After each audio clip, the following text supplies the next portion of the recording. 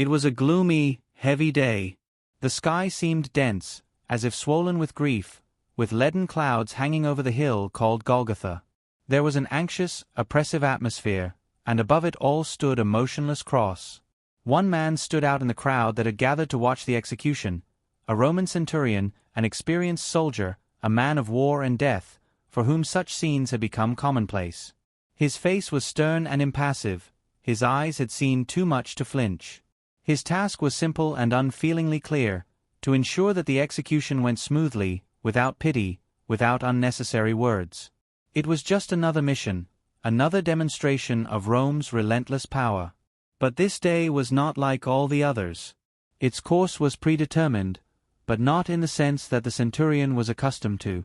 What he did not know was that the man hanging before him on the cross was not just a convict, a rebel, or a thief, but the bearer of a much heavier accusation, not a crime against Rome, but an accusation of the sins of all mankind.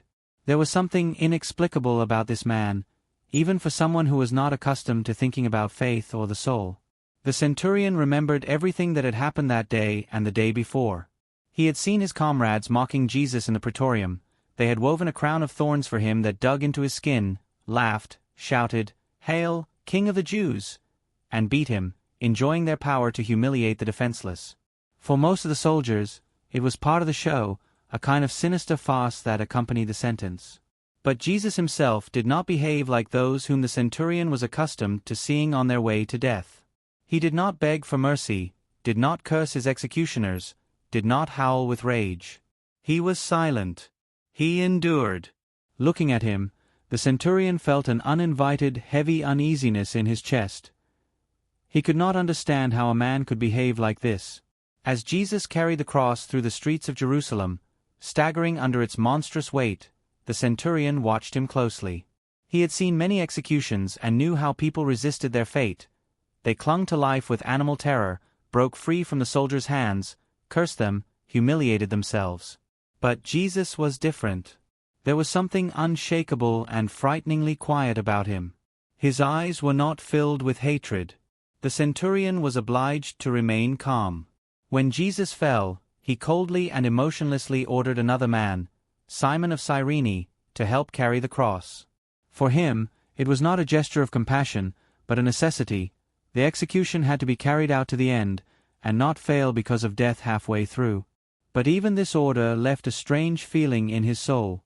The centurion began to wonder who this man was, who even on the brink of death retained a dignity and calmness that seemed unhuman. When they arrived at Golgotha, known as the place of the skull, Jesus was nailed to the cross. The centurion watched the whole process with cold precision. The sounds of the hammer echoed in his temples. It was cruel, routine work. His men knew how to do it quickly and professionally. The crowd's cries grew more and more furious. People mocked and spat. And yet, in the midst of all this filth and malice, the crucified man himself spoke strange words. He prayed not for himself, but for his executioners, saying, "Father, forgive them, for they know not what they do."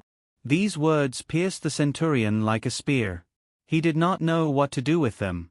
His face remained stony, but something inside him was breaking. None of the condemned had ever said anything like that. He had heard threats, curses, tears, but never prayers for forgiveness for his enemies. The day was drawing to a close. Darkness fell unusually early, and the crowd fell silent. The earth shook. The centurion instinctively grabbed his sword, but nothing could stop what was happening. When it was over and Jesus breathed his last, this veteran of hundreds of battles, this master of executions, this stern centurion suddenly realized that everything had changed. He felt a chill run down his spine, unlike the fear of an enemy. It was the fear of the truth. He looked at Jesus' body hanging on the cross and said in a hoarse voice, almost not believing his own words, "Truly this man was the Son of God." And in that moment, his entire previous understanding of life, duty, death, and the power of Rome was shattered. He did not know what awaited him next, but he could no longer remain the same. That day marked the beginning of a journey he did not choose and did not want, a journey of understanding and, perhaps, faith. The centurion stood motionless, with his usual severity, his cold gaze following every movement. He had seen many executions and knew how people reacted to crucifixion, with cries, blasphemies, desperate, pitiful struggles against the inevitable. But this man was different. He raised his eyes to the sky and uttered words that no one expected to hear in such a place. "Father, forgive them, for they know not what they do." These words struck the centurion's heart harder than any weapon. How could he forgive the executioners? Forgive the soldiers who stripped him and played dice for his clothes as if they were trophies? Forgive the merciless crowd that watched his agony with laughter and malice? Jesus' prayer pierced the armor that the centurion had built around himself all his life, a defense against compassion and pain. He was not ready for this. He began to feel what he had never allowed himself to feel before. This was not the behavior of an ordinary man. Even nailed to the cross, even bleeding and suffocating, Jesus radiated a strange calm that defied all logic. It seemed to break the usual order of the world and at the same time reveal a new truth in it. An incomprehensible and frightening silence reigned around him. The sky, which had been heavy and dusty from the scorching sun just a moment ago, suddenly darkened at noon, not as if before rain, but as if an otherworldly darkness had descended. Even the centurion, who had seen everything, felt a heaviness growing inside him. He tried to remain calm, not to show his fear in front of the soldiers, but he could not ignore what was happening. The earth began to shake beneath his feet, everything shook, and the rocks split with a dry crack. The soldiers and onlookers cried out in panic, and the centurion, not knowing what to think, not even knowing whom to turn to for answers, looked again at the man on the cross. With a final cry, Jesus breathed his last, and it seemed as if the earth itself responded with a groan. Somewhere in Jerusalem, the veil of the temple was torn, not from side to side, but from top to bottom, as if an invisible hand had torn the fabric between the world of men and the holy. This news quickly reached the centurion's ears and shook him to the core. He could not explain to himself what was happening. His whole being trembled, not out of fear of the enemy, but out of fear of the truth. He had witnessed something that did not fit into the framework of law, discipline, or Roman power. All this time, he had been watching Jesus intently, hiding neither his confusion nor his strange respect. Amidst the cries of the crowd, the mockery and curses, he heard words that he would never forget. Jesus, even hanging on the cross, was concerned about the fate of his mother, entrusting her to the care of his beloved disciple. "Woman, behold your son, and behold your mother." Even in unimaginable pain, his words were full of concern, not despair. The crowd, however, did not subside. Some shouted, "If you are the Son of God, come down from the cross." Others, the religious elders, mocked, "He saved others, but he cannot save himself." Even the criminals crucified next to him insulted him. But Jesus remained silent. It was not the silence of the defeated, it was an inner, incomprehensible strength. The centurion felt it and could not understand it. And then Jesus looked up and said in a firm but humble voice, "Father, into your hands I commit my spirit." Having spoken these words, he bowed his head and died. At that moment, it seemed to the centurion that the whole world had frozen, that time itself had stopped. He stood in the middle of the trembling earth, under a foreign darkness, looking at the mutilated body, from which not only life but also pain itself seemed to be leaving. And suddenly everything inside him broke. The one who was supposed to be a cold executor of the sentence, an authoritative representative of the empire, an executioner by duty, realized that he had witnessed not the execution of a criminal, but something holy. Shaken to the core, he uttered in a trembling voice words he did not expect to hear from himself. Truly, this man was the Son of God. And at that moment, he understood that his life would never be the same again. Something new was born in him, something dangerous for a Roman soldier, doubt in his own righteousness and a timid, painful faith. Everything he knew about the world, about power, about life and death, was crumbling before his eyes. But on this ruined foundation, something else began to be built, something terrible and bright at the same time. The torn curtain in the temple, the earth shaking beneath their feet, the strange otherworldly darkness in broad daylight, all of this seemed to scream that the one dying on the cross was not just a man. The phrase he uttered, "Father, forgive them, for they know not what they do," kept echoing in the centurion's mind. He could not shake it off, no matter how hard he tried. Who would be capable of saying such a thing in the midst of such brutal cruelty? Who could offer forgiveness to those who mocked, beat, ridiculed, and ultimately nailed him to the tree? The soldier who had supervised the execution himself had seen his comrades divide Jesus' clothes in a game of chance, had seen the crowd roar with delight and ridicule, and had silently ensured that everything went according to plan, but now his heart seemed to break. His steadfastness, honed by years of service and battle, crumbled in that moment. In the face of everything he had witnessed, the centurion uttered in a hoarse, broken voice words that even he himself was not prepared to hear. Truly, this man was the Son of God. At that moment, he not only acknowledged something beyond his understanding, he completely rejected everything he had been taught.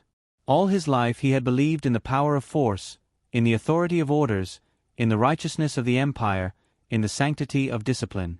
But before the cross, he saw a power born not of violence, but of humility, unconditional love, and sacrifice. He had begun that day as an obedient executioner, a confident Roman soldier who knew the value of life and death and was capable of coldly ordering people to be killed. But now he stood motionless, even after the crowd had dispersed and the evening chill penetrated his armor, unable to move. His gaze was fixed on the empty horizon, but his head was filled with doubts.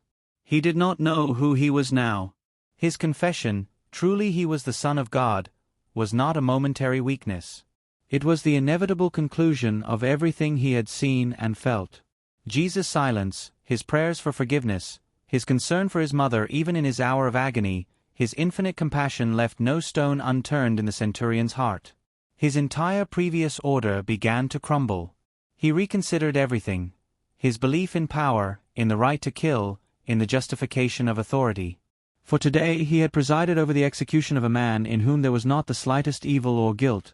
On the contrary, his whole being shone with a kindness that he had never seen in all his years of war, marches, and suppression of rebellions.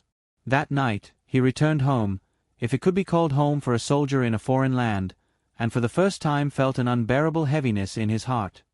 He sat in the dark, clutching his head in his hands, and whispered to himself, "Who was this man?